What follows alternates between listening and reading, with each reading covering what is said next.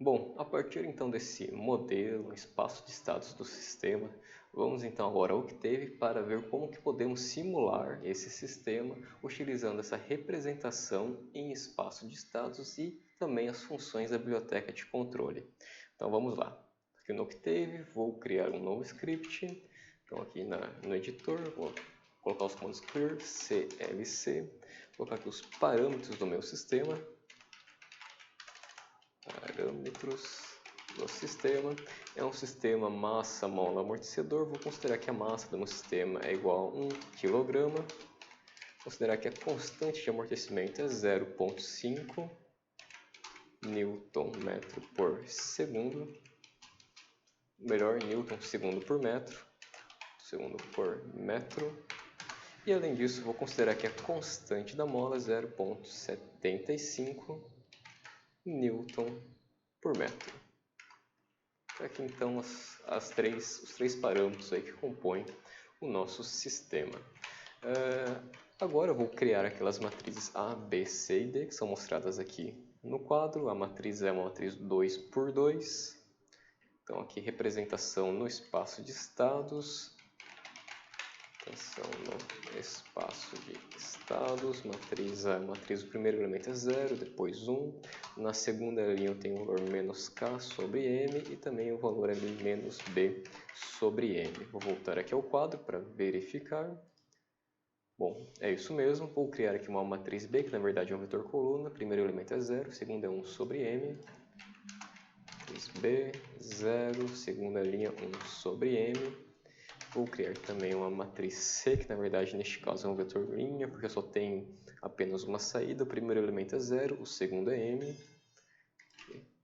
0, o segundo elemento é M. E por fim aqui a matriz D, que na verdade é só um escalar com o valor 0, como mostrado aqui. Então, uma vez que eu tenho aqui as matrizes A, B, C e D definidas, para criar uma representação do meu sistema no espaço de estados, basta utilizar aqui a função SS. E eu forneço a matriz A, B, C e D. Em sequência, eu vou retornar aqui, vai retornar para mim uma representação do meu sistema no espaço de estados. Essa função SS ela faz parte aqui do pacote controle. Então, tenho que carregar aqui o pacote control, para poder executar então este script. Vou salvar aqui, então colocar como exemplo 1. Vou executar esse código para ver se não tem nenhum erro. Aparentemente ele foi executado. Vou na janela de comandos para verificar se foi executado ou não. Vou verificar aqui qual que é então a minha variável sys, que é a representação do meu sistema no espaço de estados. E aqui está. Então aqui é a minha matriz A, matriz B, a matriz C e a matriz D.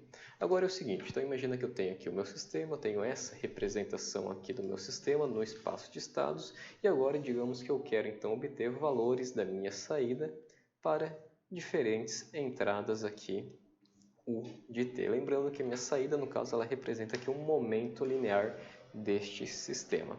Se eu quiser, por exemplo, obter aqui a resposta ao degrau do meu sistema, ou seja, a resposta y de t quando na entrada eu forneço aqui o degrau unitário, o que eu posso fazer é o seguinte, então vou voltar aqui ao Octave, então resposta ao degrau, vou colocar aqui uma seção, ao degrau, então nossa entrada é o degrau unitário, e aqui basta utilizar a função step, e aqui eu tenho que fornecer o nosso sistema, representado agora no espaço de estados, e um vetor de tempo, que contém os instantes para os quais eu quero aqui obter a minha resposta ao degrau. Então vou criar aqui um vetor de tempo, vai de 0, digamos passo 0.1 até 30 segundos, algo do tipo.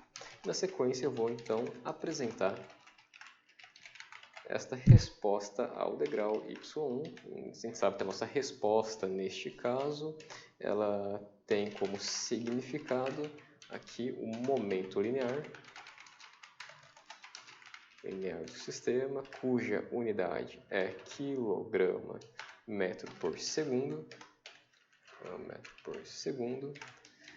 no eixo x é o tempo em segundo.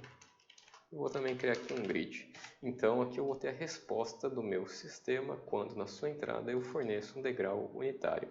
Essa resposta, no caso deste sistema, tem o significado ali de momento linear. Vou executar novamente. Aqui então está a resposta do nosso sistema. Quando eu forneço ali uma entrada de degrau unitário, o momento linear ele varia desta forma aqui. Agora digamos que na entrada do meu sistema, a entrada ali U de T, eu forneço um impulso ou delta de Dirac. Como que vai ser a minha resposta Y de T? Ou como que será a minha resposta ao impulso? Vou voltar aqui, então vou calcular agora a resposta ao impulso. Significa que na minha entrada eu vou colocar ali impulso unitário. Então, resposta ao impulso. Neste caso, basta utilizar a função impulse. E aqui eu tenho que fornecer o meu sistema e o vetor de tempo, que contém os instantes de tempo para os quais eu vou calcular a minha resposta ao impulso, que aqui eu estou chamando de y2.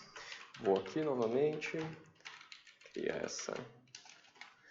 uma figura, agora a resposta y2, a minha resposta é um momento linear, quando aqui na minha entrada eu estou fornecendo um impulso. Tá? Eu vou colocar um título também aqui, para diferenciar uma figura da outra. Aqui é a resposta ao impulso. Anteriormente aqui eu tinha a resposta ao degrau unitário. Então vou executar esse código, salvar e executar. Aqui então tenho a resposta ao impulso. Então, quando no meu sistema a minha entrada U de T é um impulso unitário, a minha resposta Y de T ela tem este formato aqui. Lembrando que a resposta, nesse caso, é o momento linear do nosso sistema. E agora, digamos, por exemplo, que eu forneço na entrada desse sistema um sinal ali U de T, que é igual, por exemplo, um sinal senoidal com amplitude unitária e frequência de 0,5 Hz. Como é que eu posso obter minha resposta y de t? Bom, neste caso, bem simples, basta aqui utilizar a função LSIM. Então, aqui, resposta a senoide. Então, digamos ali que meu u de t vai ser igual a um seno com frequência 0,5, um determinado valor aqui. 0,5 Hz, uma coisa assim. Então, basta utilizar nesse caso a função LSIM.